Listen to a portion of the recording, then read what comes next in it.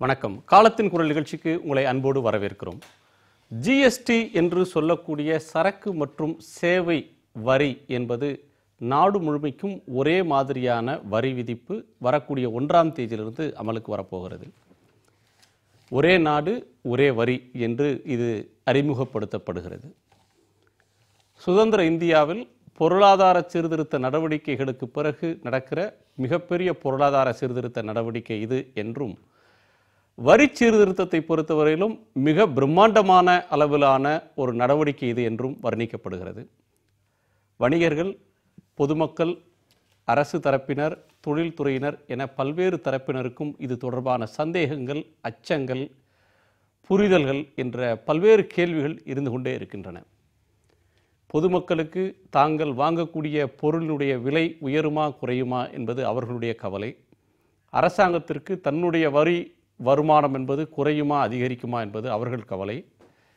தொழில்துறையினருக்கு புதிய சுமை வந்திருக்கிறது என்று கருதக்கூடிய அளவிற்கு ஏராளமான நடவடிக்கைகள் இதில் இருக்கின்றன என்று அஞ்சுகிறார்கள். சிவகாசியில் பட்டாசு உற்பத்தியாளர்கள் வேலை நிறுத்தத்தை அறிவித்திருக்கிறார்கள். சேலம், ஈரோடு, நாமக்கல் போன்ற பகுதிகளில் ஜவுளி உற்பத்தியாளர்கள் நாளை முதல் தொழிற்கூடங்களை 3 நாளைக்கு மூடப்போவதாக அறிவித்திருக்கிறார்கள். வரி விதிப்பு அதிகம் என்பது அவர்கள் சொல்லக்கூடிய காரணம். இந்த கோரிக்கைகளுக்கு பின்னால் இருக்கக்கூடிய நியாயங்கள், அரசாங்கம் இந்த வரிகளை குறைப்பதற்கான வாய்ப்புகள் இருக்கின்றனவா? ஒரு நாடு முழுவதுக்கும் ஒரு பொருளுக்கு ஒரே வரி என்பது முன்னேறிய நடவடிக்கையா அல்லது பின்தங்கி போகக்கூடிய ஒரு செயலா? விவாதிக்கலாம். நம்மோடு பொருளாதார வல்லுநர் டாக்டர் ஜெயரஞ்சன், பொருளாதார ஆலோசகர் திரு NS வெங்கட்ராமன், பொருளாதார விமர்சகர் திரு சோம வல்லியப்பன், இவர்களோடு சேலத்திலிருந்து ஜவுளி கூட்டமைப்பைச் சேர்ந்த திரு முருகன், சிவகாசியிலிருந்து பட்டாசு உற்பத்தியாளர் சங்கத்தின் திரு ஆசை தம்பி. வணக்கம். உங்களுடைய கருத்துக்கள் எல்லாம் கேட்கறதுக்கு முன்னாடி பாதிக்கப்பட்டதாக கருதக்கூடிய உங்களுடைய கருத்தை கேட்டுடலாம். திரு ஆசை தம்பி, எதற்காக பட்டாசு உற்பத்தியாளர்கள் ஒரு போராட்டத்தை அறிவிக்கிறீங்க? உங்கள் போராட்டத்தை மாநில அரசும் ஆதரிக்கிறது அப்படின்னு சொல்லி உங்களுடைய அமைச்சரே ஆதரவு பகிரங்கமாக தர்றார். பட்டாசு என்பதற்கு இத்தனை சதவீத வரிகள் போடுவதை ஏன் எதிர்க்கிறீங்க? வணக்கங்க. நான் தமிழ்நாடு பட்டாசு உற்பத்தியாளர் சங்க தலைவராக இருக்கின்றேன். தென் தமிழகத்திலே மிகவும் பின்தங்கிய மாவட்டமான விருதுநகர் மாவட்டத்தில் மக்களுக்கு வேறு வாழ்வாதாரமே இல்லாத விவசாயம் பொய்த்து போன இந்த கந்தக பூமியில் இன்று பட்டாசு தொழில் ஒன்றுதான் விருதுநகர் மாவட்டத்தின் பொருளாதார ஆதாரமாக இருந்து கொண்டிருக்கின்றது. மேலும் சிவகாசியில் இதை நம்பி நேரடியாக 2 லட்சம் தொழிலாளர்களும், சார்பு தொழில்கள் மூலம் ஒரு 3 லட்சம் தொழிலாளர்களுமாக, ஆக மொத்தம் 5 லட்சம் தொழிலாளர்களுடைய வாழ்வாதாரமாக இந்த பட்டாசு தொழில் விளங்கி கொண்டிருக்கின்றது. இதுபோக இந்த பட்டாசுகளை வாங்கி விற்கும் முகவர்கள் என்று பார்த்தால் அகில இந்திய ரீதியில் கிட்டத்தட்ட 1 கோடி மக்கள் இந்த பட்டாசு தொழிலை வாழ்வாதாரமாக கொண்டு செயல்பட்டு கொண்டிருக்கின்றார்கள். இந்த பட்டாசு முற்றிலும் எந்த ஒரு எந்திர உதவியும் இல்லாமல், மின்சார உதவியும் இல்லாமல் முழுக்க முழுக்க கைத்தொழிலாகவே செய்யப்படுகின்றது. இந்த கைத்தொழில் செய்யப்படும் பட்டாசிற்கு 28% வரி என்பது மிகவும் அதிகமான ஒரு விகிதாச்சாரம் என்று நாங்கள் கருதுகின்றோம். இந்த அதிகமான விகிதாச்சார வரியை வைத்து எங்களால் கண்டிப்பாக தொழில் நடத்த முடியாது. இந்த வரி விகிதத்தினால் ஏற்கனவே பட்டாசு விலை இருந்ததை விட கிட்டத்தட்ட 30% வரை கூடுவதற்கு வாய்ப்பு இருக்கின்றது. ஏனென்றால் இந்த பட்டாசு நேரடியாக நாங்கள் மக்களுக்கு உபயோகிப்பவர்களுக்கு அனுப்ப முடியாது. 2-3 கைகள் மாறிதான் செல்லும். அவர்களுடைய லாபம், போக்குவரத்து செலவு இதெல்லாம் பார்த்தால் கண்டிப்பாக 30% கூடும் என்றுதான் நாங்கள் கருதுகின்றோம். எனவே இந்த பட்டாசு தொழில் 28% வரி விதிப்பால் கண்டிப்பாக பாதிக்கப்படும் என்று நாங்கள் அஞ்சுகின்றோம். எனவேதான் எங்களுடைய இந்த போராட்டத்தை நாங்கள் அறிவித்திருக்கின்றோம். கடந்த 3 மாதங்களாக மத்திய அமைச்சர்கள், மாநில அமைச்சர்கள் அனைவரையும் சந்தித்து எங்களுடைய தொழிலின் முக்கியத்துவத்தை எடுத்து கூறியும், இது முழுக்க முழுக்க கைத்தொழில் என்று எவ்வளவோ எடுத்து கூறியும் எங்களுக்கு எந்தவித ஒரு நிவர்த்தியும் கிடைக்கவில்லை. எனவே இந்த தொழில் வெகு சீக்கிரத்தில் நசிந்துவிடும் என்ற அச்சத்தில் தான் இந்த தொழிலை நாங்கள் நிறுத்த வேண்டிய ஒரு சூழ்நிலைக்கு, கட்டாய சூழ்நிலைக்கு தள்ளப்பட்டிருக்கின்றோம். திரு ஆசை தம்பி, முக்கியமான சில கருத்துக்களை சொல்றீங்க. ஒரு சிறு தொழிலாக இருக்கிறது கைத்தொழில் அப்படின்ற அளவில் சொல்றீங்க. அரசை பொறுத்தவரையிலும் ஒரு அத்தியாவசிய பொருளா அல்லது அதனுடைய அன்றாட பயன்பாடு என்ன அப்படின்றதை பொறுத்து பல அடுக்குகளில் வரியை போட்டிருக்கிறாங்க. சில பொருட்களுக்கு வரியே கிடையாது, சிலவற்றுக்கு 28% வரையிலும் வரி. ஆடம்பர பொருள் எது, அத்தியாவசிய பொருள் எது, அதிகமாக பயன்படுத்தக்கூடிய பொருள் எது என்று பல வகைகளில் பிரித்து எல்லா மாநில அமைச்சர்களோடும் கலந்து பேசி ஒரு கருத்து ஒற்றுமையின் அடிப்படையில் தான் இந்த வரி விதிப்புக்கு வர்றாங்க. நீங்கள் செய்யக்கூடிய இந்த தொழில் என்பது நீ கைத்தொழில் அப்படின்னு சொன்னாலும், ஒரு கந்தக பூமியில் சாதாரண மக்களுக்கு வேலை வாய்ப்பு தரக்கூடியதுனாலும், அரசாங்கத்தின் பார்வையில் அது பல ஆயிரக்கணக்கான கோடி ரூபாய் புரளக்கூடிய ஒரு தொழில் அப்படின்னு அவங்க பார்ப்பதற்கான வாய்ப்பு இருக்குது. சைனாவுக்கு அடுத்து நாம் இங்கே பெரிய அளவில் இந்த தொழில் நடக்கிறது. இந்த சூழலில் இதற்கு வரியே இல்லாமல் இருக்கணும் அப்படின்னு எந்த அடிப்படையில் சொல்றீங்க? ஒன்று. இரண்டாவது, நீங்கள் என்ன வரியை போட்டாலும் அதுக்கு பணம் கொடுக்கக்கூடியவர்கள் அப்படின்றது நுகர்வோர். என்ன இருந்தால் நீங்கள் அதனுடைய பொறுப்பை ஏற்றுக்கொள்ள போறதில்லை. நுகர்வோர் அதை ஏற்றுக்கொள்றதற்கு பண்டிகை காலங்களில் தயாராக இருக்க போறாங்க. எனவே ஏன் நீங்க அஞ்சுறீங்க? இல்லை, அதுக்கு நான் ஒரு முக்கியமான விளக்கம் கொடுக்குறேன். மற்ற தொழில் மாதிரி இதில் அதாவது மூலப்பொருள் ரா மெட்டீரியல்ஸ் என்பது மிகவும் அதிகமாக கிடையாது. எங்களுடைய தொழிலில் ரா மெட்டீரியல் 1/3, அதாவது கிட்டத்தட்ட 35% மட்டும்தான் ரா மெட்டீரியல். மிச்சம் உள்ள ஒரு 65-70% தொழிலாளர்களுடைய கூலி, போனஸ், இஎஸ்ஐபிஎஃப் மற்றும் இங்கிருந்து போகும் லாரி செலவு, எங்களுடைய முகவர்களுடைய லாபம், எங்களுடைய லாபம், மேற்பார்வை செலவு, அதாவது அட்மினிஸ்ட்ரேட்டிவ் சார்ஜஸ், இதெல்லாம் சேர்த்து தான் எங்களுடைய விலை நாங்கள் வைக்க முடியும். இந்த 30 அல்லது 35% மட்டும்தான் நாங்கள் இன்புட் டேக்ஸ் கிரெடிட் எடுக்க முடியும். அந்த இன்புட் டேக்ஸ் கிரெடிட் 35%-ல் எல்லா பொருட்களும் ஒரே கூடு 28% இருக்காது. அதில் 5% வரியும் இருக்கின்றது, 12% வரி இருக்கிறது, 18 இருக்கிறது, 28% இருக்கின்றது. இந்த ஆவரேஜ் பார்க்கும் பொழுது எங்களுக்கு இன்புட் டேக்ஸ் கிரெடிட் மொத்தத்தில் ஒரு 3-4% வரை தான் கிடைக்கின்றது. ஆனால் அரசாங்கத்தில் எங்களுக்கு 10% இன்புட் டேக்ஸ் கிரெடிட் கிடைக்கும் என்ற அடிப்படையில் தான் அவர்கள் இந்த வரி விதிப்பை விதித்திருப்பதாக எங்களுக்கு விளக்கம் கூறுகின்றார்கள். எனவே தான் நாங்கள் இந்த வரி 28% வரி என்பது நியாயமான முறையில் எங்களுக்கு விதிக்கப்படவில்லை என்று நாங்கள் கூறுகின்றோம். சரி, உங்களுடைய முதற்கட்ட கோரிக்கையை, கருத்தை, ஆதங்கத்தை சொல்லியிருக்கீங்க. அதே போல திரு முருகன் அவர்கள்ட்ட கேட்கலாம். திரு முருகன், பட்டாசு தொழிலுடைய பிரச்சனைகளை பற்றி திரு ஆசை தம்பி அவர்கள் சொன்னாங்க. ஜவுளி தொழிலில் என்ன பிரச்சனை இருக்கிறது? அவங்களுக்கு அது 28%னா உங்களுக்கு அந்த அளவிற்கெல்லாம் வரி போடலை. இருந்தாலும் கூட உங்கள் தரப்பிலிருந்து ஏன் கோபம் வருகிறது? ஆமாம், எங்களுடைய ஜவுளி தொழிலுக்கு சுதந்திரம் அடைந்த நாளிலிருந்து இதுவரை வரி விதிக்கப்படவில்லை. இப்பொழுது 5% வரி விதித்திருக்கிறார்கள். அதுவும் இல்லாமல் ஜாப் ஒர்க் என்ற வேலைக்காக 18% வரி வைத்திருக்கிறார்கள். அதை குறைப்பதாக சொல்லியிருக்கிறார்கள்.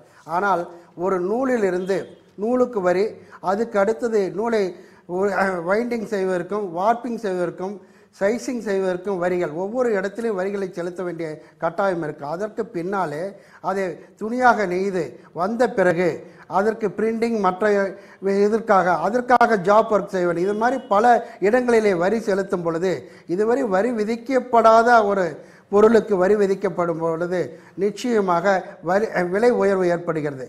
அது மட்டுமல்லாமல் விவசாயத்திற்கு அடுத்தபடியாக இந்த இந்திய நாட்டிலே நெசவு தொழில்தான் இரண்டாவதாக இருக்கின்றது. உணவு, இடம், இருப்பிடம் என்பதிலே உணவுக்கு அடுத்தபடியாக துணி இருக்கின்றது. இந்த துணிக்காக நாங்கள் இதுவரை வரி செலுத்தாமல் இருப்பதனாலும் சிறு சிறு நெசவாளர்கள் கைத்தறி நெய்து கொண்டு வருபவர்கள் காலகட்டத்திலே அந்த பெரியவர்கள் மறைந்த பிறகு இளைஞர்கள் அதற்கு அடுத்த தலைமுறைகள் இப்பொழுது விசைத்தறியிலே வீட்டுக்கு 2 தறி 3 தறி அது மாநில அரசு கொடுத்துள்ள அந்த இலவச மின்சாரத்தை பயன்படுத்தி இதை தன்னுடைய வாழ்க்கை ஆதாரமாக வாழ்க்கை நடத்தி கொண்டு வருகிறார்கள். அவர்களுக்கு இந்த ஜிஎஸ்டி என்ற இந்த வரி விதிப்பினாலே அவர்கள் தான் நெய்த துணிகளை அடுத்து உள்ள வியாபாரிக்கு கொடுத்து பணத்தை பெற்று அதற்கு நூலை வாங்கி மீண்டும் தறி நெய்கிறார்கள். இந்த சூழ்நிலைகளே அவர்கள் இந்த ஜிஎஸ்டி என்ற படிவங்களை நிரப்ப முடியாது. அரசு விதித்துள்ள இந்த ஜிஎஸ்டி எண்களையும் பெற முடியாது. இது ஒரு வாழ்வு ஆதாரமாக அவர்கள் நடத்தி கொண்டு வருகிறார்கள். இந்த சூழ்நிலை நிச்சயமாக மிகவும் பாதிக்கக்கூடிய நெசவாளர்களுக்கு பாதிக்கக்கூடும். அது மட்டுமல்லாமல் இன்றைய காலகட்டத்திலே வங்காளதேசத்திலையும் சைனாவிலையும் துணி விலைகள் மிக மிக குறைவு. இங்கு இருக்கும் சில பெரிய நிறுவனங்கள் வங்காளதேசத்திலே தன்னுடைய நிறுவனத்தை நடத்தி கொண்டிருக்கிறார்கள். இந்த நூல் விலைக்கும் ப்ராசஸிக்கும் சைசிங்கும் மற்ற எல்லா வகையிலும் வரி விதிக்கப்படுமானால் துணி விலை மிகவும் கண்டிப்பாக கூடும். அந்த நேரத்திலே நாங்கள் வெளிநாட்டுக்கு ஏற்றுமதி செய்வதும் பாதிக்கும். ஏனென்றால் நம்முடைய நாட்டின் விலை, நம்முடைய நாட்டில் உற்பத்தியாகும் துணியின் விலை அதிகமாகும், மற்ற நாடுகளில் இருக்கக்கூடிய துணியின் விலை குறைவாக இருக்கும். அதனால் நம்முடைய அந்நிய செலவாணி குறைவதற்கும் வாய்ப்புண்டு. எப்பொழுதும் இல்லாத இந்த துணிக்கு இந்த ஜவுளிக்கு அவர்கள் வரி விதிக்கும் பொழுது நிச்சயமாக விலை உயர்வு ஏற்படும். அது ஏழை நெசவாளர்கள் பாதிப்பது மிக மிக பாதிக்கும். அடுத்து சின்ன சின்ன வியாபாரிகள், நீங்கள் பல இடங்களிலே பார்த்திருப்பீர்கள், வியாபாரம் செய்வர்கள் சைக்கிளிலும் 2 வீலரிலும் சென்று வியாபாரம் செய்து வருகிறார்கள். அவர்களே இந்த காலகட்டத்தில் இந்த ஜிஎஸ்டியிலே மொபைல் செக் போஸ்ட் என்ற இதிலே அவர்களை பரிசோதனை செய்ய முடியும். அவர்களுக்கு அது அபராதம் விதிக்குவதற்காக வரிமுறைகள் இருக்கிறது.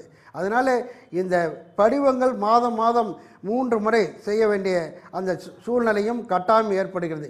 இது சிறு வியாபாரிகளாலும் சிறு நெசவாளர்களாலும் செய்ய முடியாத ஒரு சூழ்நிலை ஏற்பட்டிருக்கிறது. இதனாலே தன்னுடைய குடும்பத்தில் ஒரு தறிக்கு குறைந்தது 5 அவர்கள் நெசவில் இருந்து வரும்போது ஒவ்வொரு தார் மொத்த நூலை ராட்டையில் போட்டு மற்ற அத்தனை பணிகளும் குடும்பத்தினரே செய்கிறார்கள். சின்ன சின்ன சேலம் நாமக்கல் மாவட்டத்தில் ஏறத்தாழ ஒரு 3 லட்சம் தறிகள் இருக்கிறது. இந்த தறிகளுக்கு ஏறத்தாழ ஒரு தறிக்கு 6 நிச்சயமாக 6 நபர்கள் தேவைப்படும். அந்த கணக்கிலை போடும்போது 18 லட்சம் குடும்பத்தினர் நபர்கள் இதில் பாதிக்கப்பட இருக்கிறார்கள். அதனால் இந்த ஜவுளி தொழிலுக்கு விதிக்கப்பட்ட அந்த ஜிஎஸ்டியை நீக்க வேண்டும் என்று அகில இந்திய ரீதியிலே ஜவுளி தொழில் சம்மேளனம் 27, 28, 29 3 நாட்களும் கடையெடுப்பு போராட்டம், அதற்கு பின்னாலே நீக்கவில்லை என்றால் தொடர்ந்து போராட்டம் நடத்துவதாக முடிவு செய்திருக்கிறார்கள். அதை பொறுத்து சேலம் நாமக்கல் மாவட்டத்திலே சேர்ந்த விசைத்தறிகள் கைத்தறிகள் நாம் தொடர்ந்து பேசலாம். நீங்க முதற்கட்டமாக நிறைய கருத்துக்களை சொல்றீங்க. திரு வெங்கட்ராமன், ஒவ்வொரு தொழிலுக்கும் பின்னால அதற்கான சமூக பொருளாதார காரணங்கள் இருக்கு. இந்தியா ஒரு தேசம்னாலும் அந்த தேசத்துக்குள் பல தேசங்கள் இருக்கின்றன. ஒவ்வொன்றுக்கு பின்னாடி இருக்கக்கூடிய சமூக பின்புலத்தெல்லாம் பார்க்க வேண்டியது இருக்குது. இப்போ தமிழ்நாட்டினுடைய 2 முக்கியமான கேந்திரங்கள், கொங்கு மண்டலத்திலிருந்து திரு முருகன் அவர்கள் சொல்கிறதும், தென் தமிழகத்தில் ஓரளவுக்கு வேலைவாய்ப்பை தந்துக்கிட்டு இருக்கிற சிவகாசி பகுதியிலேருந்து அவங்க எழுப்புகிற கோரிக்கையை நீங்கள் எப்படி பார்க்குறீங்க? இது 2 கோரிக்கையை 2 விதமாக பார்க்கணும். சிவகாசி பட்டாசு தொழிற்சாலையை பற்றி அவர் சொன்னதில் எனக்கு முழுவதும் சம்மதம். அதாவது 28% ஜிஎஸ்டி போட்டு ரொம்ப கூடுதலாக எனக்கு தோணுது. ஆனால் ஆடம்பர பொருள்ன்ற கணக்கில் வந்துருப்பாங்களா? எதனால் அந்த அது வந்து என்ன காரணமாக இருக்கலாம் எனக்கு தெரியல. ஒரு ஜிஎஸ்டி கவுன்சில் இருக்குது. அந்த ஜிஎஸ்டி கவுன்சிலில் தமிழ்நாடு அரசு சரியாக அதை எடுத்து சொல்லலைன்னா தோணுது, இல்லைன்னா செஞ்சுருக்க மாட்டாங்க. அது காரணம் என்னென்னா, இந்தியாவில் எடுத்திங்கன்னா சுமாராக சிவகாசியில் ஒரு 500 பட்டாசு தொழிற்சாலை இருக்குது. 1 லட்சம் பேருக்கு மேலே வேலை பண்ணுறாங்க. இந்தியாவில் உள்ள பட்டாசுகள் 90% அங்கே தான் தயார் பண்ணுறாங்க. ஒரு 300 விதமான பட்டாசுகள் தயாரிக்கப்படுகின்றன. ஸோ இது முக்கியமான ஒரு தொழிற்சாலை. இன்றைக்கி வந்து பட்டாசு தொழிற்சாலை பல விதமான பிரச்சனைகளை சந்திச்சுட்டு இருக்கு. இது மாத்திரம் இது ஒரு லாஸ்ட் ஸ்ட்ராங் மாதிரி கேமல்ஸ் பேக்னு சொல்கிற மாதிரி அந்த மாதிரி இருக்குது. 1வது வந்து சைனாவிலேருந்து வர திருட்டுத்தனமாக வர பொருட்கள். அது நிர்வாகத்தில் உள்ள லஞ்சம் வாங்குகிற ஒரு நேர்மை இல்லாதனால நடக்குது. அதை பற்றி சிவகாசியில் சொல்லிகிட்டு இருக்காங்க. எஃபெக்டிவாக ப்ரொட்டஸ்டே பண்ணலை இது வரைக்கும். அது எனக்கு ஒரு குறை, இன்னும் ஒரு ஸ்ட்ராங்காக செஞ்சுருக்கணும்னு ஒன்றாவது. ரெண்டாவது சிவகாசியில் அடுத்த பிரச்சனை என்னென்னா, சிவகாசியில் உள்ள தொழிற்சாலையோட தரங்கள் எல்லாம் ஒரே சந்தேகப்படும்படியாக இருக்குது. ஒரு தருணத்துல பேச வேண்டியது இந்த வரி விதிப்பு அப்படிங்கிற விஷயத்துல அவங்களுடைய கோரிக்கை உங்களுக்கு நியாயம்னு சொல்றீங்க. நியாயம்னு சொல்றேன். அதில் ஒரு இதில் ஐசோலேட்டரை பார்க்க முடியாது. 2 இருக்கு. இதில் இந்த ஜிஎஸ்டி அதை சொல்லணுங்க. ஜிஎஸ்டியில் தொழிற்சாலை 500 தொழிற்சாலையில் பலது குறு தொழிற்சாலைகள். இந்த ஜிஎஸ்டியில் பொறுத்த வரைக்கும் 20 லட்சத்துக்கு மேலே ஆனுவல் டர்ன் ஓவர் இருந்ததுன்னா, குறைவாக இருந்ததுன்னா டேக்ஸ் கட்ட வேண்டாம். ஒன்றும் பல தொழிற்சாலை அதில் போயிடும். 50 லட்சத்துக்கு கம்மியாக இருந்தால் காம்போசிட் டேக்ஸ் இருக்குது, 2% கொடுத்தா போகிறோம். அவங்க கொடுக்கும்போது இதில் சிறு எவ்வளோ பேர், 500 பேர் சிறு எவ்வளோ இருக்குது, பெருசு எவ்வளோ இருக்குது, அதை ஒரு இது பண்ணி கணக்கு பண்ணி எவ்வளோ பேர் பாதிக்கப்பட்டிருக்காங்க. அதாவது சிவகாசி தொழிற்சாலை எல்லாம் பாதிக்கப்பட்டிருக்கு சரியில்லை, சிறு குறு தொழிலில் பாதிக்கப்படாமல் இருந்திருக்கலாம். அதை ஒன்று விவரமாக சொல்ல வேண்டியது அவங்களுக்கு கடமை உண்டுன்னு தோணுது எனக்கு. திரு ரஞ்சன், ஒரு தேசம் ஒரு வரி அப்படின்றப்போ இந்த மாதிரியான குமுறல்கள் அங்கங்கே இருந்து வருது அப்படின்றத பார்க்குறோம். திரு வெங்கட்ராமன் சொல்லக்கூடிய கருத்து, மாநில அரசு எஃபெக்டிவாக அதை எடுத்து சொல்லியிருந்தாங்கன்னா இதுக்கு பிரச்சனை இருந்திருக்காதுன்னு சொல்கிறாரு. மாநில அரசு 2 விஷயத்தில் உறுதியாக இருந்தாங்க. பெட்ரோலுக்கு ஜிஎஸ்டி இருக்கக்கூடாது, டாஸ்மாக் மதுபான வகைகளுக்கு ஜிஎஸ்டி இருக்கக்கூடாது, நாங்கள் போடுற வரி தான் அப்படின்னு உறுதியாக இருந்தாங்க. அதில் அவங்க இணங்கி ஒத்துக்கிட்டாங்க.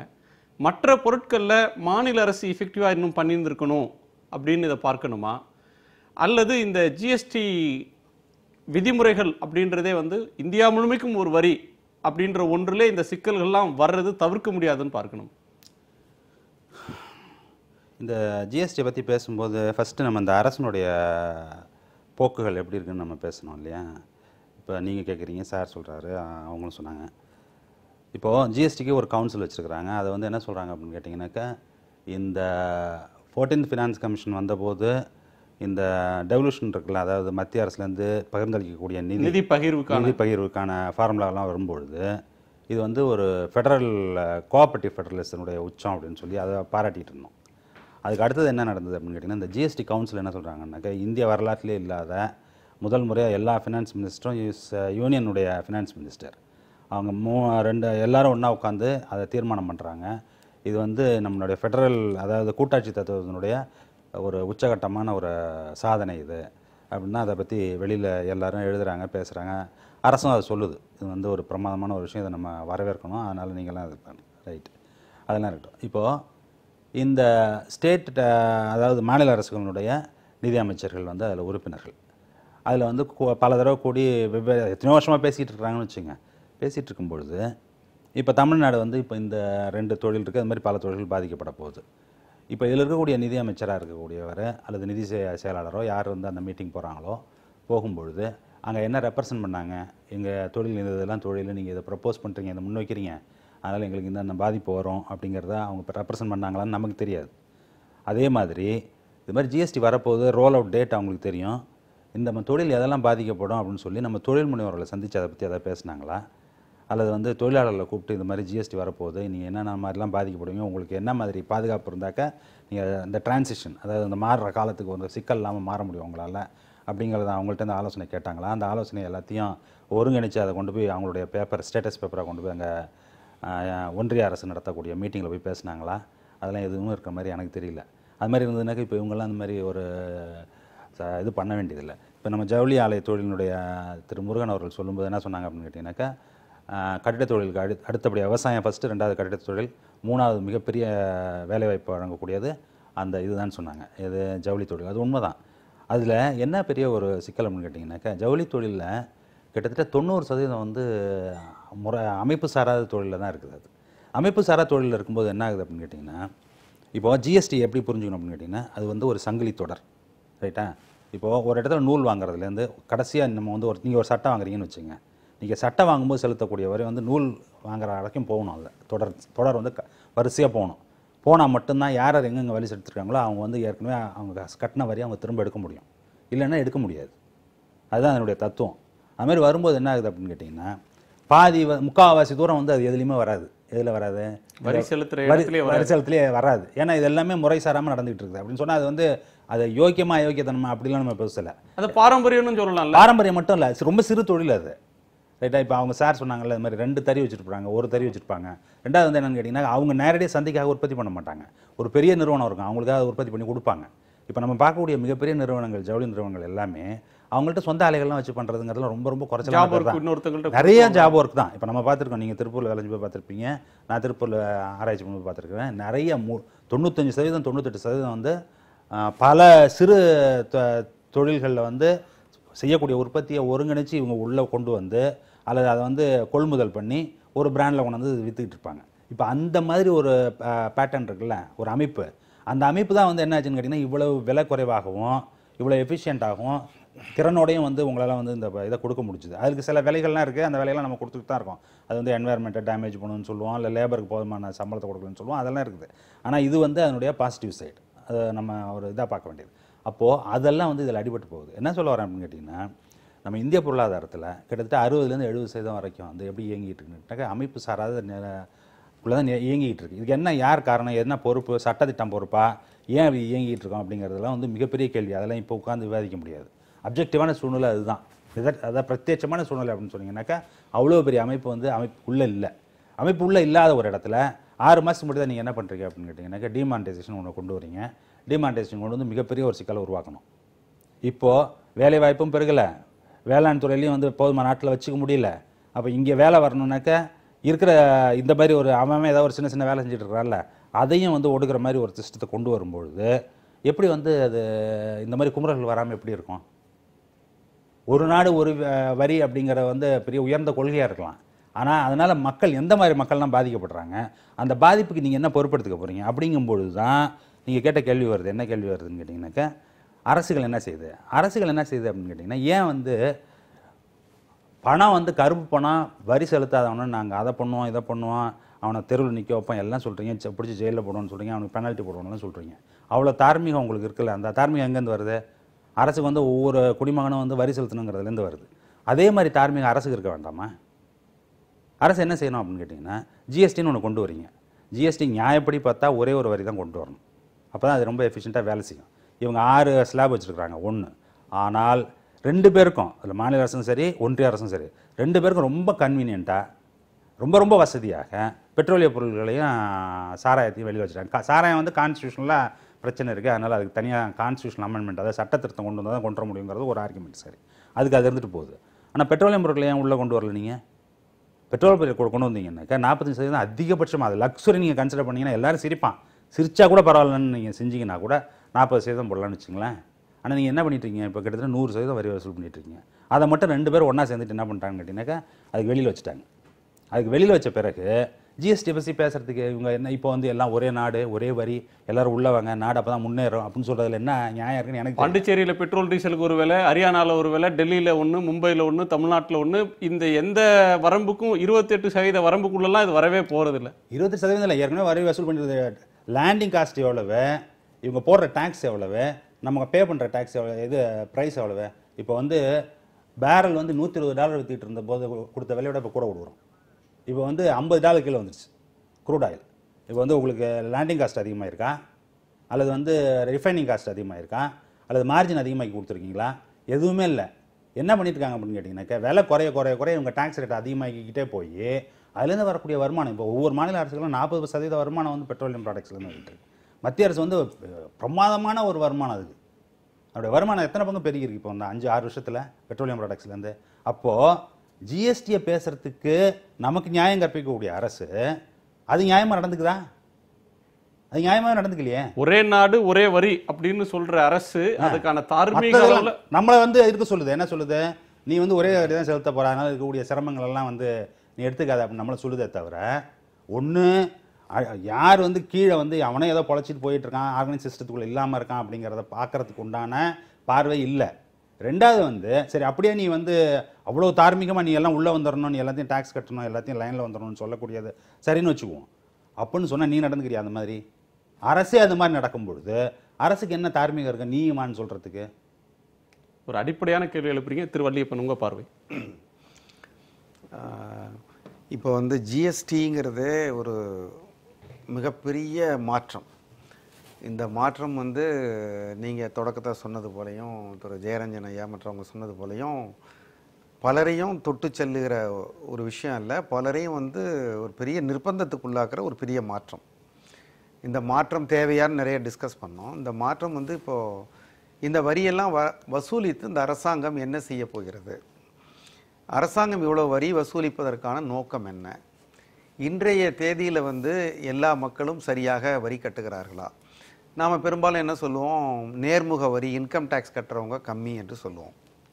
இன்கம் டேக்ஸ் கட்டுறது கம்மி, ஆனால் இன்டைரக்ட் டேக்ஸ் என்று மறைமுக வரி பொருட்கள் மீது இருக்கிற வரியை கட்டுறவர்கள் எல்லா சாதாரண மக்களும் கட்டுறாங்க என்று நாம் சொல்லுகிறோம். எல்லா சாதாரண மக்களும் கட்டுகிறார்கள் என்பது எவ்வளோ தூரம் உண்மையோ அதே அளவுக்கு இன்னொன்று என்ன யதார்த்தம் என்றால், பல பேர் வந்து உற்பத்தியாளர்கள் அந்த வரியை முழுமையாக கட்டுவதில்லை என்பதும் ஒரு யதார்த்தம்.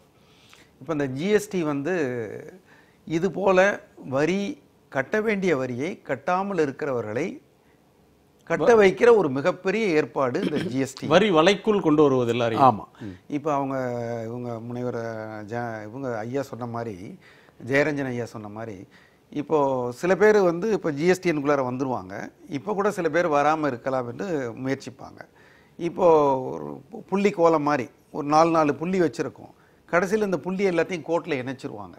ஆக இப்போ நடக்கிற ஒரு மாற்றம் வந்து இந்தியா மொத்தமும் அது கூடுதலோ குறைவோ, இப்போ நீங்கள் இந்த ஜிஎஸ்டினால் பார்த்தீங்கன்னா கிட்டத்தட்ட கன்சியூமர் ப்ரைஸ் இண்டெக்ஸ் பேஸ்கெட்டில் இருக்கிற சாதாரண மக்கள் நுகர்கிற பொருட்களில் பாதி பொருட்கள் 0 டேக்ஸ் ஆயிருக்கு. இப்போ இந்த ஜிஎஸ்டினால உணவுப் பொருட்கள் வரி குறையுது, விலை குறையணும். நீங்கள் விலை இல்லை, அந்த பொருட்களுக்கு விலை குறையும், கண்டிப்பாக அந்த பொருட்கள் குறையும். அது குறையாமல் உற்பத்தியாளர்கள் அந்த வரி மிச்சத்தை அவர்களே எடுத்துக்கொள்ளாமல் இருப்பதற்கு இந்த ஜிஎஸ்டிஎனில் ஆன்டி ப்ராஃபிட்டரிங் கிளாஸ்னு ஒன்று போடுறாங்க, ஒரு 2 ஆண்டுகளுக்கு அதை பார்ப்பதற்கு. நான் இதில் பார்ப்பது வந்து நோக்கம் சரியாக இருக்கா, இந்த நோக்கம் வந்து இந்திய அரசாங்கத்தினுடைய வரி வருமானத்தை மிக அதிக அளவில் நாம் அதிகரிக்க வேண்டும் என்றால் இந்த ஜிஎஸ்டி என்பது தவிர்க்க முடியாத ஒன்று. இப்போ ஏன்னா இப்போ வெறுமன தனிநபர் மேலேயும் நிறுவனங்கள் மீது மட்டுமே வரி போட்டு அரசாங்கத்தால் முழு செலவையும் செய்ய முடியல. அரசாங்கம் மிகப்பெரிய திட்டங்களை கொண்டு வராமல் அதனுடைய இராணுவ செலவுக்கும் அதனுடைய சம்பள செலவுக்கும் பென்ஷனுக்கும் கடன் தொகை வட்டி கொடுப்பதற்குமே அரசாங்கத்துடைய பட்ஜெட் போயிட்டு அரசாங்கம் போடுகிற ஒரு டெவலப்மெண்ட்டு பிளான் எக்ஸ்பெண்டிச்சர் ரொம்ப குறைஞ்சு வர வர வர கழுத தெரிஞ்சு கட்டெரும்பு ஆன மாதிரி இந்தியா ஆகிக்கொண்டிருக்கிறது. ஆக இந்த சூழ்நிலை சொல்லலாம், நேராக வந்து பண தேவை இருக்கு, வருவாய் அதிகப்படுத்தணும்னு சொல்லலாம்.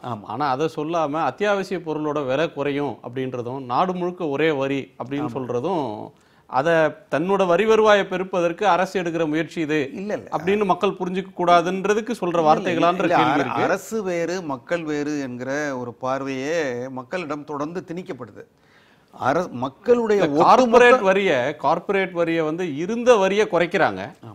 ஆனா இப்ப எல்லாரையும் வரி வலைக்குள் கொண்டு வர்றோம் அப்படின்னு சொல்றதும் ஒன்றுக்கொன்று முரண்பாடானதா அப்படின்ற கேள்வி வருது. ஒரு இடைவேளைக்கு பிறகு நம்ம பேசலாம். ஒரு சிறு இடைவேளைக்கு பிறகு காலத்தின் குரல் தொடரும். Chennai race bank exam coaching institute வழங்கும் காலத்தின் குரல் ஒரு சிறிய இடைவேளைக்கு பிறகு. Chennai race bank exam coaching institute வழங்கும் காலத்தின் குரல் தொடர்கிறது. காலத்தின் குரல் தொடர்கிறது. திரு ஜெயரஞ்சன், திரு வள்ளியப்பன் அவர்கள் சொன்னதில் சில சந்தேகங்களை உங்கள்கிட்ட கேட்கிறதா இருக்கு. இதுவரையிலும் நீங்க வந்து கணக்கில் வராத தொழில் அல்லது சிறு குறு தொழில், கணக்காட்ட முடியாத அளவுக்கு சின்னதா பாரம்பரியமா இயங்கின தொழில்கள் அப்படின்ற ஒரு கருத்தை நீங்க சொல்றீங்க. அவர் சொல்லக்கூடியது ஒரு பிரம்மாண்டமான அளவில் இந்த துறை இருக்கு, எல்லாருமே கணக்குக்குள்ள வரணும், எல்லா வர்த்தகமும் ஒரு ஒழுங்குக்குள்ள வரும் அப்படின்ற ஒரு பார்வை ஜிஎஸ்டியின் மூலமா வருது. அது அவசியமானது, தவிர்க்க முடியாதது, இதனால நீண்டகால நன்மைகள் இருக்கும் அப்படின்ற பார்வைகளை முன்வைக்கிறாங்க. சார் சொல்லும்போது அடிப்படையாக ஒரு விஷயம் என்ன சொன்னாங்க அப்படின்னு கேட்டிங்கனாக்கா, நீங்கள் சொன்ன பாயிண்ட்டுக்கு வரதுக்கு முன்னாடி நான் சொல்கிறேன். இந்த மாதிரி வந்து வருமானம் நிறையா தேவைப்படுது ஒன்று. ரெண்டாவது வந்து அதுக்கு வந்து வரியினுடைய டேக்ஸ் பேஸ்ன்னு சொல்கிறோம்ல, யார் வரி செலுத்துகிறாங்களோட எண்ணிக்கை அதிகமாக்கணும், அதனால் நம்ம அதை செஞ்சு தான் ஆகணும் அப்படின்னு அவங்க சொல்கிறாங்க. சரி, நான் என்ன சொல்ல வரேன், சாருக்கு ஒரு விஷயம் ஞாபகப்படுத்தணும். நான் என்ன அப்படின்னு கேட்டிங்கன்னா, அநேகமாக இந்தியா மாதிரி வளர்ந்துட்டு இருக்க, இந்திய அளவுக்கு பொருளாதாரத்தினுடைய அளவு இருக்கக்கூடிய ஒரு நாட்டில் இந்த டைரக்ட் டேக்ஸுக்கு இன்டைரக்ட் டேக்ஸுக்கு இருக்கிற ரேஷியோ இருக்குல்ல, அது இந்தியாவில் தான் மிக கேவலமாக இருக்கிறது. என்ன அப்படின்னு கேட்டிங்கனாக்கா, ஒரு 40% வந்து டைரக்ட் டேக்ஸ் ஆகும், ஒரு 60% வந்து இன்டைரக்ட் டேக்ஸ் ஆகும் இருக்குது. இப்போது இதை மாற்றி அமைக்கணும் அப்படிங்கிறது வந்து ஐடியல் அப்படின்னு ஒரு இது கிடையாது. என்ன தியரட்டிக்கலாக வந்து கரெக்டாக இது 50-50 இருக்கணும் அல்லது 45-55 இருக்கணும் அப்படிலாம் ஒன்றும் கிடையாது. இப்போ ஏற்கனவே இருக்கிற நாடுகளுடைய அனுபவங்களை பார்த்தோம் அப்படின்னு சொன்னோம்னாக்க இந்த மாதிரி வளர்ந்த நாடுகளுடைய அது டைரக்ட் டாக்ஸ்ன்றது வருமான வரி, சம்பாதிக்கிறவங்கள்ட்ட இருந்து மட்டும் வாங்குற வரி. மறைமுக வரினா நாட்டு மக்கள் எல்லோரிடமும் எல்லா பொருளுக்கும் போடுற வரி. அதாவது டைரக்ட் டாக்ஸ்னா எப்படி அப்படின்னு கேட்டிங்கன்னா, உங்களுக்கு எவ்வளோ திறமை இருக்கோ, சம்பாதிக்கிற எவ்வளோ திறமை இருக்கோ, உங்களால் எவ்வளோ கொடுக்க முடியுமோ அதுக்கு தகுந்த மாதிரி எடுக்கிறது. இன்டைரக்ட் டாக்ஸ்னால் உனக்கு கொடுக்குறது திறமை இருக்கா இல்லையெல்லாம் கிடையாது. நீ இதை வாங்கினீங்கன்னா அதை கொடுக்கணும், அவ்வளோதான். ரைட்டா? வேறு ஒன்றுமே கிடையாது. நீங்கள் டீ குடிக்கிறீங்க, சார் டீ குடிக்கிறாருன்னு வச்சுக்கோங்க, உங்களுக்கு வருமானத்தில் நீங்கள் வாங்குற சம்பளத்துலேருந்து போடுறது டைரக்ட் டாக்ஸ். நீங்கள் போய் ஒரு டீ வாங்குறீங்க, அவர் ஒரு டீ வாங்குறாரு, அல்லது நீங்கள் போய் 1 லிட்டர் பெட்ரோல் போடுறீங்க, ஒரு லிட்டர் பெட்ரோல் போடுறாரு அப்படின்னா 2 பேரும் ஒரே டாக்ஸ் தான் கொடுக்கணும். உங்கள் சம்பளம் 10 லட்ச ரூபா இருக்கும், சார் சம்பளம் வந்து 2 லட்ச ரூபா இருக்குன்னு வச்சுங்க, உங்களுக்கு எவ்வளோ சம்பளம்லாம் அவன் பார்க்க மாட்டான்.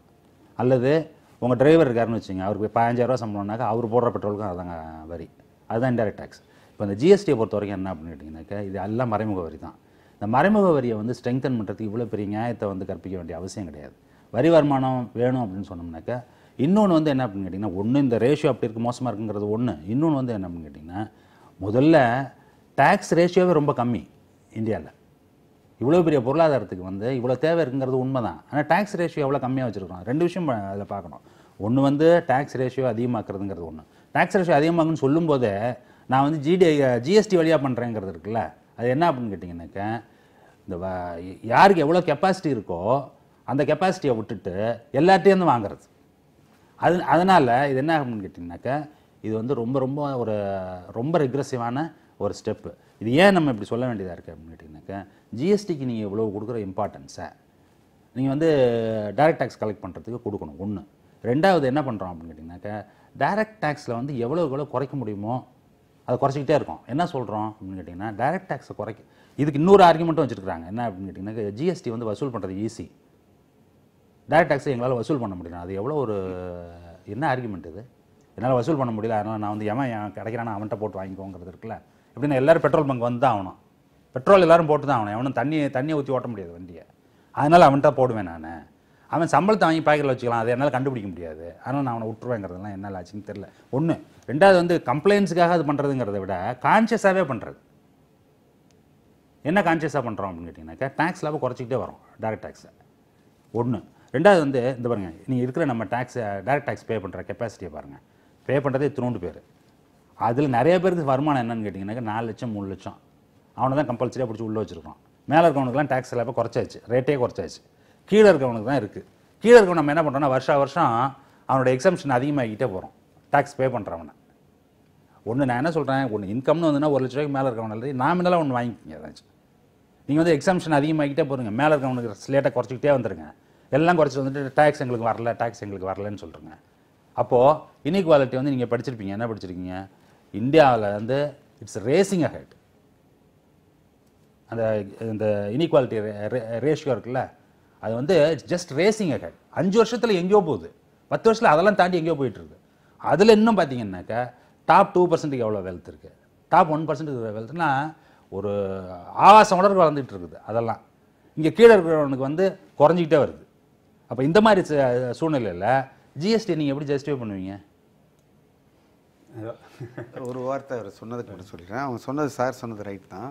இப்போ வந்து ஜிஎஸ்டிக்கு முன்னாடி மறைமுக வரி இந்திய அரசு எவ்வளோ வசூல் செய்ததோ அதே அளவு தான் ஜிஎஸ்டிக்கு பிறகும் வசூல் செய்ய வேண்டும் என்கிற அடிப்படையில் தான் இந்த டேக்ஸ் ரேட்ஸே போட்டிருக்காங்க, which is called revenue neutral.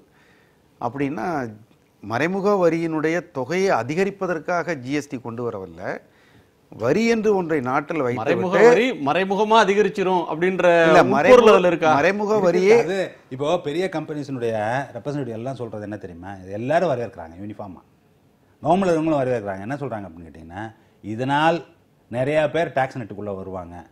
சரி, டாக்ஸ் நெட்டுக்குள்ள வருவாங்கன்னு எதுக்கு சந்தோஷப்படணும் அப்படின்னா, நிறைய வருமானம் வரும், அதனால தானே சந்தோஷப்படணும். இல்லை, நாளைக்கு வருமானம் வந்து அதிகமாகிற பொழுது வரியை குறைக்க முடியும். இப்போது ஜிஎஸ்டிக்கு முன்னாடி இருந்த அளவுக்கு உணவுப் பொருட்கள் மேலே பல உணவுப் பொருட்களுடைய வரியை வந்து குறைச்சிருக்காங்க. அதே மாதிரி பல ஸ்லாப்ஸ் வந்து லோவர் லெவலுக்கு ஸ்லாப்ஸ் வந்திருக்கிறது.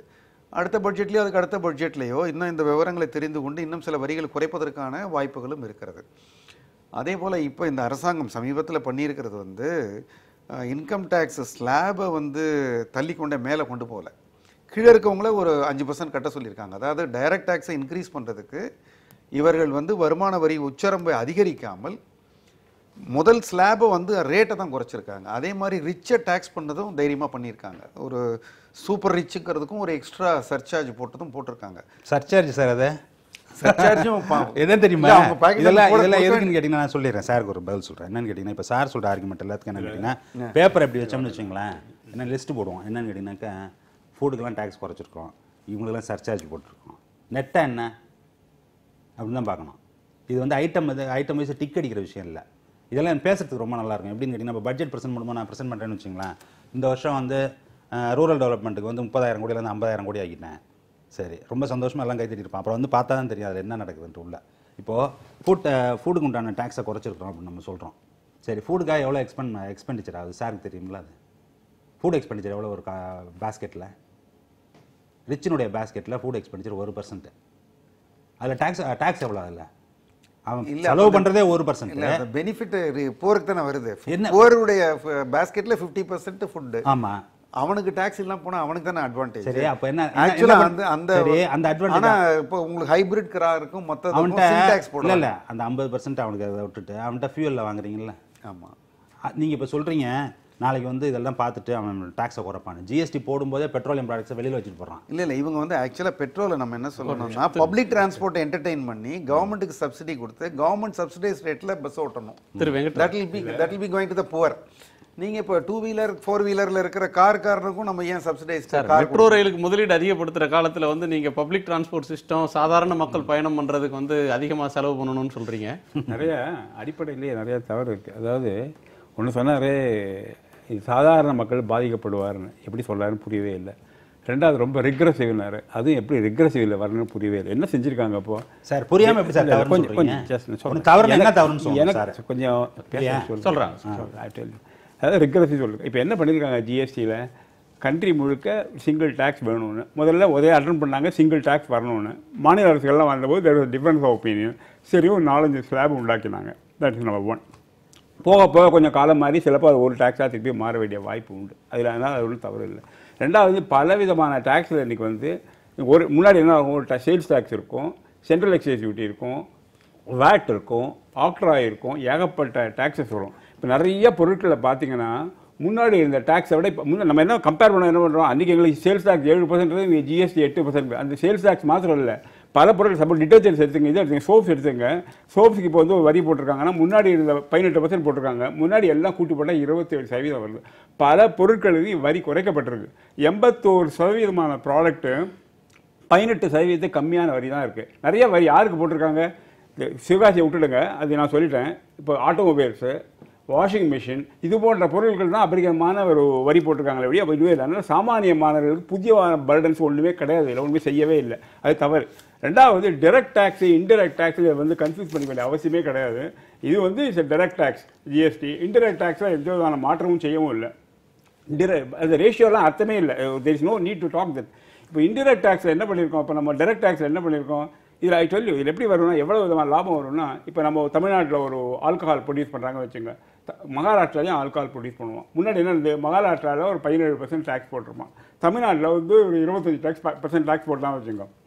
மகாராஷ்டிராக்காரன் வந்து தமிழ்நாட்டில் வந்து விற்க முடியும், ஏன்னா அங்கே டேக்ஸ் கம்மி, தமிழ்நாட்டுக்காரனால் விற்க முடியாது. அதனால பலவிதமான பாதிகள் ஏற்பட்டது, அதில் பலவிதமான லஞ்சங்கள்லாம் வந்தது. இன்றைக்கி ஒன்றே பண்ணும்போது நாடு முழுக்க ஒரே டேக்ஸு. இன்றைக்கி இப்போ டெக்ஸ்டைல்ஸ் இண்டஸ்ட்ரியில் சொல்கிறாங்க அஃபெக்ட் ஆகிருக்குன்னுட்டு, அதில் ஒரு நியாயம் இருக்குது, சில வார்த்தைகள் நியாயம் இல்லைன்னு கூட சொல்லலாம். அதே டேக்ஸ் தான் குஜராத்தில் இருக்குது, மகாராஷ்டிராவில் எல்லாருக்கும் யூனிஃபார்ம்ல. அதனால் ஒரு வித்தியாசமே, ஒரு ஸ்டேட்டுக்கு வித்தியாசமே. இதெல்லாம் பெரிய மாபெரும் மாற்றங்கள். இது ஒன்றும் சாதாரண விஷயமே இல்லை. இது வந்து ஒரு சின்ன ஃபண்டில் போய் டைரக்ட் டேக்ஸு இன்டைரக்ட் டேக்ஸ்லாம் கன்ஃபியூஸ் பண்ண வேண்டிய அவசியமே கிடையாது. இப்போ டெக்ஸ்டைலுக்கு போகலாம். டெக்ஸ்டைல் எடுத்திங்கன்னா டெக்ஸ்டைல் இண்டஸ்ட்ரியிலேயே 2 விதமான கருத்துக்கள். ரஞ்சன் குறுக்கிட்டேன். இல்லை, சார் சொல்கிறாரு ஜிஎஸ்டி வந்து ஒரு டைரக்ட் டேக்ஸ்ன்னு. எனக்கு சார் சொல்கிறார், நான் சொல்கிறது தவறுன்னு சொல்கிறாரு. என்ன தவறுன்னு சொல்லலை, நான் ஜிஎஸ்டி இன்டைரக்ட் டேக்ஸ்ன்னு சொல்கிறேன், அவர் ஜிஎஸ்டி டைரக்ட் டேக்ஸ்ன்னு சொல்கிறாரு. அது எப்படி தவறு? அவர் சொல்கிறதான் தவறு. நான் அவரை தவறுன்னு சொல்லலை, கான்செப்ட் பற்றி பேசிட்டு கான்செப்ட் பற்றி பேசிட்டு இருக்கேன், இன்டர்பிரேஷன் பற்றி பேசிட்டு இருக்கேன். அது நல்லா அப்படி நினச்சிக்க வேண்டிய அவசியமே கிடையாது. That's not what I set. இல்லை புரிஞ்சுக்கல. சரி, அதில் ரெண்டாவது இன்னொரு என்ன பாயிண்ட்னா, இப்போ டெக்ஸ்டைல் எடுத்தவங்க கேஸ் எடுத்திங்கன்னா, சரி அதில் வந்து சேரி என்ன பண்ணிருக்காங்க, காட்டனுக்கு வந்து ஒரு 5% போட்டிருக்காங்க, பருத்திக்கு இதுக்கு வந்து மேன்மேட் ஃபைபருக்கு ஒரு 18% போட்டிருக்காங்க. டெக்ஸ்டைல் இண்டஸ்ட்ரி மெதுவாக என்ன சொல்கிறாங்க, ஒரே வரி எங்களுக்கு எல்லாரும் கொடுங்க அப்படிங்கிறாங்க. இதில் வந்து இதில் என்ன தாத்பரியம் என்னென்னா, இந்தியாவில் வந்து டோட்டல் டெக்ஸ்டைல் இண்டஸ்ட்ரியில் காட்டன் வந்து 60%, இந்தியா டோட்டல் எக்ஸ்போர்ட்டில் 80% காட்டன். மேன்மேட் ஃபைபரில் இந்தியாவுக்கு எந்த அட்வான்டேஜ், காட்டனுங்கிறது விவசாயிகள் விளையிறாங்க. மேன்மேட் ஃபைபர் என்ன வருது, பெட்ரோகெமிக்கல்லேருந்து வருது. பாதி பியூரிஃபைட் டெரிசாலிக் ஆசிட், டைமித்தேல் டெரிசாலேட்டு, எத்திலீன் கிளைகால், அதெல்லாம் பெட்ரோகெமிக்கல்லேருந்து வருது. அந்த மேன்மேட் ஃபைபர் கூட கூட கூட இந்தியாவுக்கு பெட்ரோல் க்ரூட் ஆயில் கிடையாது, நேச்சுரல் கேஸ் கிடையாது, அதில் இம்போர்ட் பண்ணணும். இந்த பருத்தியை இது பண்ணினா விவசாயிகளுக்கு வேலை கிடைக்கும், வேலை பெரிதளவு கூடும். அதனால் காட்டன் டெக்ஸ்டைலை கூட்ட வேண்டியது அரசாங்கத்தோட கடமைன்னு பண்ணியிருக்காங்க. அதில் வந்து தவறே எந்த விதமான தவறு கிடையாது. அதனால் இவங்க மேன்மேட் ஃபைபரில் படம் எல்லாருக்கும் யூனிஃபார்மாக 12% போட்டுங்க அவசியம் கிடையாது. காட்டனை மார்க்கெட்டில் சப்போர்ட் பண்ணணுங்கிறனால அரசாங்கத்தோட இது. அதை ஏன் புரிஞ்சுக்காமல் காட்டனுக்கு எங்களுக்கு ஒரே மேன்மேட் ஃபைபர் சொல்கிறாங்கன்னு எனக்கு புரியவே இல்லை. ஒன்றாவது. ரெண்டாவது, அதில் கேஷ் கிரெடிட் இன்புட் ஒன்று உண்டு. மேன்மேட் ஃபைபரில் 18% டேக்ஸ்னால் அவங்க 18% டேக்ஸ் போட போகிறது இல்லை.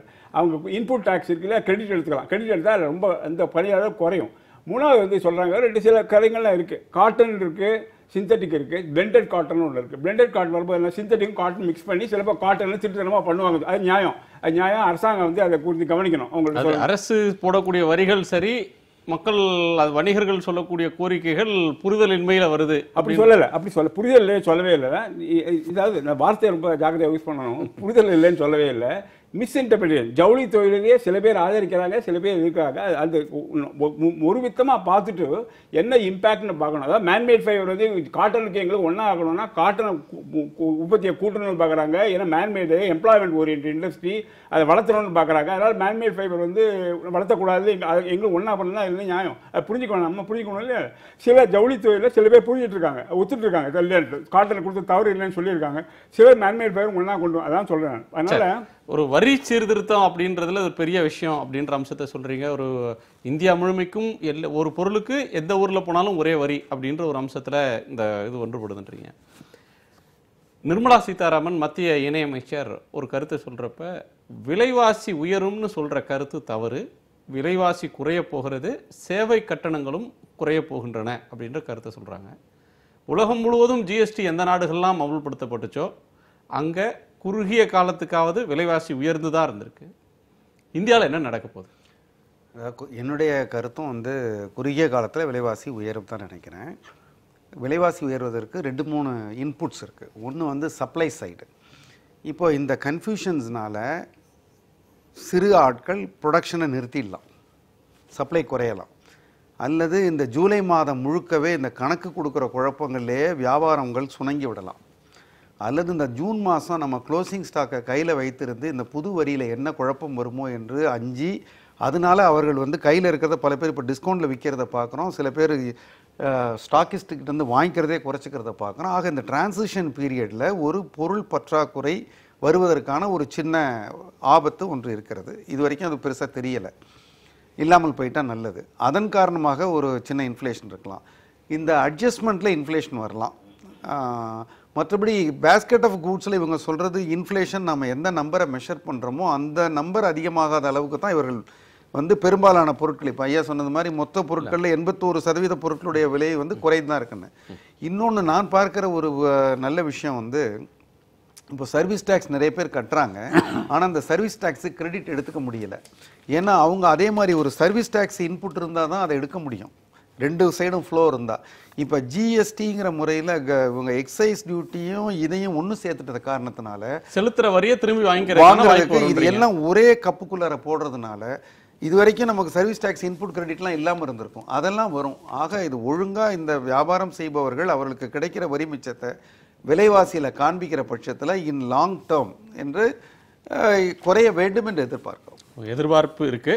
நம்ம திரு ஆசை தம்பி அவர்கள்ட்ட கேட்கலாம். நிறைவு பகுதியில் இருக்கிற உங்களுடைய நிறைவு கருத்தை சொல்லுங்க திரு ஆசை தம்பி.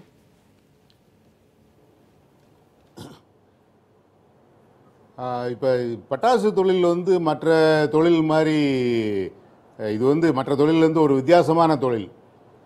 இந்த அமைப்பு சாரா தொழில்ன்ற மாதிரிலாம் கிடையாது. ஏன்னா நாங்கள் வந்து எந்த தொழிற்சாலை ஆரம்பித்தாலும் முதல்ல ரெவன்யூ டிபார்ட்மெண்ட்டில் ஆர்ம்ஸ் ஆக்ட் லைசன்ஸ் எடுக்கணும், அப்புறம் எக்ஸ்ப்ளோசிவ் டிபார்ட்மெண்ட்டில் எக்ஸ்ப்ளோசிவ் லைசன்ஸ் எடுக்கணும், அப்புறம் சேல்ஸ் டேக்ஸு லைசன்ஸ் எடுக்கணும். இது மாதிரி கிட்டத்தட்ட ஒரு 10-15 லைசன்ஸ் எடுத்தால் தான் நாங்கள் தொழிலே பண்ண முடியும். அமைப்பு சாரா தொழில் லைசன்ஸே இல்லாமல் இந்த தொழில் பண்ண முடியாது. இல்லீகல் செக்டார் அது ஒரு தனி இது இருந்துகிட்ருக்கு.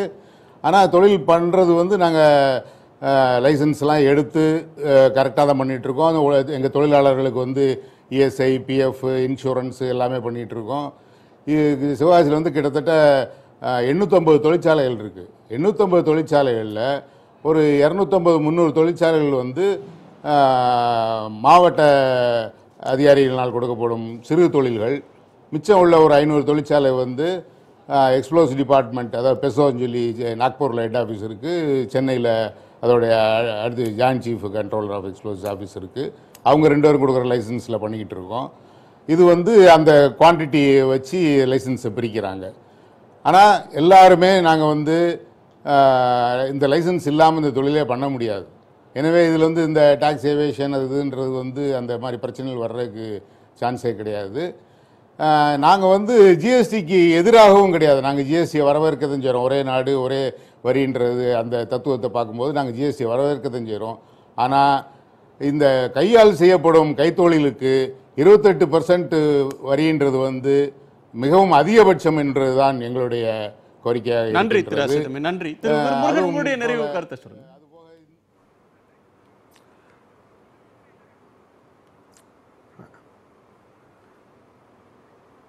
ஜவுளி தொழிலிலே இப்பொழுது இந்த ஜிஎஸ்டி வந்தவுடன் விசைத்தறி உரிமையாளர்கள் நெசவாளர்களுக்கு கொடுக்கும் நூல்களை நிறுத்திவிட்டார்கள். 15 நாட்கள் ஆகிறது நெசவு தொழில் நடந்து. அதுவும் இல்லாமல் இருந்த கையிருப்பை வாங்குவதற்கு மறுத்து விட்டார்கள். இந்த சூழ்நிலையிலே நெசவு தொழில் இருக்கும் நெசவாளர்கள், அந்த கூலி தொழிலாளர்கள் தங்களுடைய வாழ்க்கை நடத்துவதற்கே மிகவும் சிரமப்பட்டு கொண்டிருக்கிறார்கள். மற்றவர்கள் சொல்லிய போல இந்த ரா மெட்டீரியல்ஸ், மேனுஃபேக்சரர்ஸ், பையர்ஸ் மூவரும் சேர்ந்து அந்த படிவங்களை தாக்கல் செய்தால்தான் இந்த இன்புட் கிரெடிட்டை நாம் பெற முடியும். அதுமட்டும் இல்லாமல் மிகவும் படிப்பு குறைவான, படிப்பு இல்லாதவர்கள் தான் இந்த நெசவு தொழிலிலே ஈடுபட்டு வருகிறார்கள். அந்த சூழ்நிலையிலே இந்த வரி விதிப்பு நிச்சயமாக இந்த நெசவு தொழிலை பாதிக்கும். பெரும் வியாபாரிகள், பெரும் மில் அதிபர்களுக்கு அது உகந்ததாக இருக்கும். ஆனால் இந்த சேலம், நாமக்கல் மாவட்டத்திலே 3 லட்சத்திற்கு மேலான விசைத்தறிகள், கைத்தறி நெய்து கொண்டு வந்திருந்தவர்கள் இப்பொழுது விசைத்தறியிலே 2 தறிகளை போட்டு அதை நெய்து அந்த உரிமையாளரை கொடுத்து அந்த கூலியை பெற்று வருகிறார்கள். இப்பொழுது 15 நாட்களாக எந்த விதமான வணிகமும் நடைபெறவில்லை, விசைத்தறியும் ஓடவில்லை. இதனாலே மிகப்பெரிய பாதிப்பு இந்த நெசவு தொழிலுக்கு ஏற்பட்டிருக்கு. இந்த ஜவுளிக்கு இதுவரை விதிக்கப்படாத முறையிலே முதலாக இந்த வரியை விதித்தது நிச்சயமாக விலக்க வேண்டும் என்ற கோரிக்கை மீண்டும் வலியுறுத்தினதுக்கு திரு வெங்கட்ராமனுடைய நிறைவு கருத்தை சுருக்கமாக சொல்லுங்கள். அதாவது இந்த மாதிரி ஒரு மாபெரும் திட்டம் நடத்தும் போது சில குறைகள் ஏற்படலாம். இப்போது பட்டாசு தொழிற்சாலை சொன்னார், இவரே சொன்னார், ஜிஎஸ்டி கவுன்சில் ஒன்று இருக்குது. நேற்றுக்கே நிர்மலா சீதாராமன் வந்தவங்க சொன்னாங்க, ஜிஎஸ்டி கவுன்சில் கொண்டு வந்து கொடுங்க, it's a impartial body. GST கவுன்சிலில் போய் அவங்க இப்போ பிரச்சனையை போய் சொல்லணும். இப்போ தான் வந்திருக்கு. அதாவது வேலை நிறுத்தம் செய்கிறதுங்கிறது தங்களோட வருத்தத்தை தெரிவிக்க ஒரு நாள் செய்யலாம். காலவற்ற வேலை நிறுத்தம் 3 நாளில் அது செய்ய வேண்டியது அவசியமே கிடையாது. ஜிஎஸ்டி கவுன்சில் பாதிக்கப்படுறவங்களுக்கு தானே தெரியும், நமக்கு அவசியம். நான் அதாவது ஜிஎஸ்டி கவுன்சிலில் போய் தங்கள் பிரச்சனையை எடுத்து சொல்லி மாநில அரசு வழியாக சொல்லியிருந்தாங்கன்னா, சொல்லிட்டு நடக்கலைன்னா எல்லாம் செய்யட்டும். இன்றைக்கி இருக்கிற நிலைமையில மத்திய அரசில் எனக்கு தெரிஞ்ச வரைக்கும் அவங்களுக்கு யாருக்குமே ஜிஎஸ்டி கவுன்சிலே நியாயம் இருக்காது. அமைச்சரும் எல்லா அமைச்சர்கள் இருக்கிறது தான். அதற்கு மாறாக ஒரு அம்பட்ஸ்மன் வெளியில செய்யணும். இது ட்ரேடர்ஸ் பாடி எல்லாமே வந்து வேற இதுல இவங்க நிர்ணயிக்கிற வரியில எனக்கு பிரச்சனை இருக்கு அப்படின்னா முறையிடுவதற்கு இன்னொரு அமைப்பு வேணும் அப்படின்ற கோரிக்கை கூட இதுல கூடவே வந்துட்டு இருக்கு. இந்த சந்தேகத்துக்கு என்ன அடிப்படை? நீங்கள் எதுக்காக சந்தேகப்படணும்? இங்கே போய் ஜிஎஸ்டி கவுன்சிலுக்கு போங்க, அப்பீல் பண்ணுங்க, அவங்க என்ன சொல்றாங்கன்னு பாருங்க, அதுக்கப்புறம் கன்க்ளூட். இப்போ திடீர்னு ஜிஎஸ்டி கவுன்சில் தப்பு, அவங்க ஏமாத்துறாங்க, போய் சொல்றாங்க, என்ன நியாயம் இருக்கு? ஒரு நியாயமும் இல்லை. ஜிஎஸ்டி கவுன்சில் இருக்கவங்களுக்கு நாட்டில் எவ்வளவு ஜிஎஸ்டிக்கு வெளியிலேயே ஒரு இம்பார்ஷியலான ரெட்ரெசல் மெக்கானிசம் ஒன்று இருக்கணும்ன்ற ஒரு கோரிக்கை முன்வைக்கிறாங்க. வரலாம், அது அடுத்த ஸ்டெப். அந்த ஸ்டெப் வரைக்கும் போவே இல்லையே. நம்ம ஜிஎஸ்டி கவுன்சில் அப்பீல் பண்ணிட்டோம், அவங்க சொல்லட்டும், அப்புறம் தீர்மானிக்கலாமே. சரி, திரு ரஞ்சன், உங்களுடைய நிறைவு கருத்து சார். என்னோட நிறைவு கருத்து என்ன அப்படின்னு கேட்டிங்கன்னா, ஜிஎஸ்டி வரும்போது இதை வரவேற்கிறவங்கலாம் பெரும்பாலும் ஆர்கனைஸ் செக்டரில் தான் இருக்கிறவங்க தான் வரவேற்பாங்க. இவங்கள மாதிரி இப்போ ஜவுளி தொழில் இருக்க மாதிரி அன்ஆர்கனைஸ் செக்டர்லாம் ஒன்று அதில் போய் சேரணும். அதுக்குள்ளே சேரலைன்னாக்கா அவங்களாம் வந்து இதுக்குள்ளே பிழைக்க முடியாதுங்கிறது என்னுடைய கருத்து. அது இவருங்க ஜவுளிக்கு மட்டும் இல்லை, யாரெல்லாம் அன்ஆர்கனைஸ்டாக இருக்காங்களோ அவங்களாம் இதுக்குள்ளே வரவே முடியாது. ரெண்டாவது ஏற்கனவே அவங்க பண்ணிகிட்டு இருந்த முறையில் வியாபாரமோ தொழிலோ பண்ண முடியவே முடியாது. ஏன் அப்படின்னு கேட்டிங்கன்னா, எப்போ அந்த சங்கிலிக்குள்ளே போகிறாங்களோ அந்த சங்கிலிக்குள்ளே போய் தான் ஆகணும். போனால் அதுக்கு உண்டான கம்ப்ளைண்ட்ஸ்னு சொல்கிறோம்ல, அதை வந்து நீங்கள் ரிட்டர்ன்ஸ் ஃபைல் பண்ணால் ரிட்டர்ன்ஸ் ஃபைல் பண்ணி தான் ஆகணும். அதுக்கு உண்டான டேக்ஸை நீங்கள் கலெக்ட் பண்ணி தான் ஆகணும். டேக்ஸ் கரெக்ட் எடுக்கிறீங்களா எடுக்கலையோ அது ஃபைல் பண்ணி தான் ஆகணும். அதுதான் ஒரே வழி. இல்லைனாக்கா தொழில் பண்ணவே முடியாது இந்த சிஸ்டத்துக்குள்ளே. நீங்கள் தனியாக இல்லாட்டி என்ன செய்யணும்னாக்கா ஆரம்பத்துலேருந்து கடைசி வரைக்கும் இதுக்கு வெளியில் பண்ணுற மாதிரி இருக்கணும். அது மாதிரி இருந்தால் மட்டும் தான் பண்ண முடியுமே தவிர இல்லை வாய்ப்பு இல்லையே இப்போ இல்லை. அதனால வாய்ப்பு கிடையாது. அதனால் இது வந்து அப்படி ஆயிடுச்சு இப்படி ஆயிடுச்சுன்னு சொல்கிறதுலாம் இல்லை. இது நீங்கள் பிழைக்கணும்னா அதுக்குள்ளே போய் தான் ஆகணும். இல்லைனாக்கா நீங்கள் பண்ண முடியாது. அதுதான் இருக்கக்கூடிய அப்ஜெக்டிவான சிச்சுவேஷன். அது நாட்டுக்கு நல்லதா வீட்டுக்கு நல்லதா இல்லை நாட்டுக்கு கெடுதலா என்ன வீட்டுக்கு கெடுதலாங்கிறதெல்லாம் கேள்வி இல்லை. பிழைக்கணும்னா அதுக்குள்ளே போகணும், அவ்வளோதான். போனால் பிழைச்சிட முடியுமா அது தெரியாது.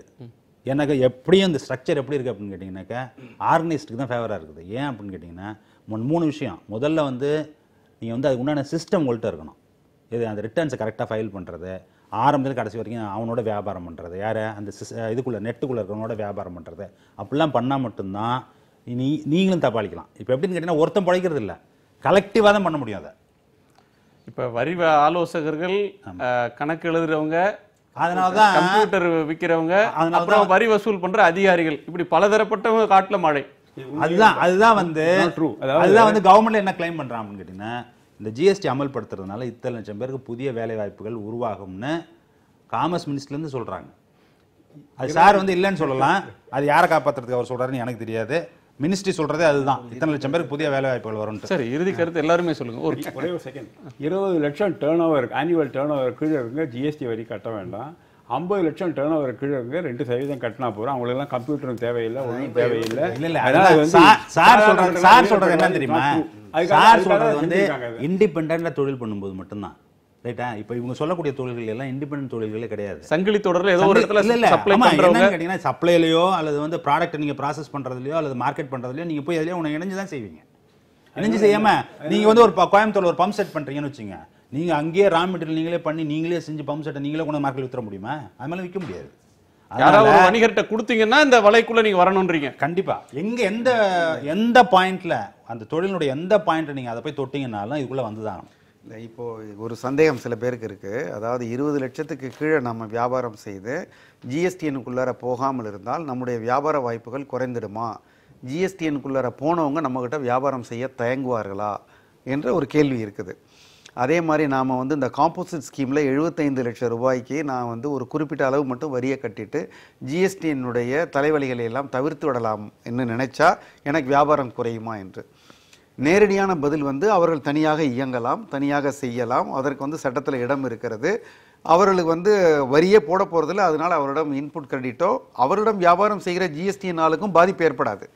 ஆனால் நடைமுறையில் வந்து ஜிஎஸ்டிஎன்ல இருக்கிறவங்ககிட்ட தான் வியாபாரம் செய்ய நிர்பந்திக்கப்படுவார்கள் அவர் சொல்கிறது. அந்த சூழ்நிலை தான் ஏற்படும். அதனால் இப்போ நான் ஒரு கூட்டத்தில் திருவண்ணாமலையில் பேசி கொண்டு இருந்தபோது ஒரு வியாபாரி, சாதாரண வியாபாரி சொன்னார், நாங்கள்லாம் சரியாக படிக்கலை, வேலைக்கு போகலைன்னு சொல்லி தான் வியாபாரம் செய்ய வந்தோம், எங்களை இப்போ படிக்க வச்சுட்டாங்களே, இது இவ்வளோ தெரிஞ்சிக்க வேண்டியது இருக்குது. இப்போ கம்ப்யூட்டர் தெரியாமல் தன் தொழிலினுடைய எல்லா விவரங்களும் தானே தெரிந்து கொள்ளாமல் ஆடிட்டரை மட்டும் நம்பியோ வேற யாரையோ நம்பி ஒரு ஆள் தொழில் செய்ய முடியாது என்கிற அளவுக்கு ஜிஎஸ்டியினுடைய கட்டுப்பாடுகளும். இது சுமையா சுகமா அப்படின்றத அவங்க சம்மந்தப்பட்டவங்க தான் சொல்லணும். இது பற்றி ஏராளமானவர்களுக்கு ஏராளமான கேள்வி இருக்கு. நம்ம அரசியலை பேசினாலும், சமூக பிரச்சனைகளை பேசினாலும், கல்வியை பேசினாலும், வரி முறையை பற்றி பேசினாலும் அதில் ஒரு சுவாரஸ்யமாகவும் ஏராளமாக பேசுறதுக்கு கருத்துக்கள் இருந்துகிட்டே இருக்கு. அரங்குக்கு வந்து கருத்துக்களை சொன்னமைக்காக உங்களுக்கு நன்றி. கடந்த 2 வாரங்களாக இந்த ஜிஎஸ்டி தொடர்பாக மக்களுக்கு, வணிகர்களுக்கு ஏற்படக்கூடிய சந்தேகங்களை போக்குவதற்காக நியூஸ் 18 தொலைக்காட்சியில் 2 மணியிலிருந்து 3 மணி வரையிலும் பகலில் வரி ஆலோசகர்கள், வல்லுநர்களை வைத்து மக்களுக்கு கேள்விகளுக்கு பதில் சொல்லிகிட்டு இருக்கோம். ஆனாலும் தினந்தோறும் ஏராளமானவர்கள் அதில் புதிய புதிய கேள்விகளோடு வர்றாங்க. இதில் விடை தெரியாத கேள்விகள் இன்னமும் நிறையா இருக்குது. அரங்குக்கு வந்து பகிர்ந்தமைக்கு மிக்க நன்றி. மீண்டும் சந்திப்போம். இது காலத்தின் குரல், திக்கெட்டும் பரவட்டும்.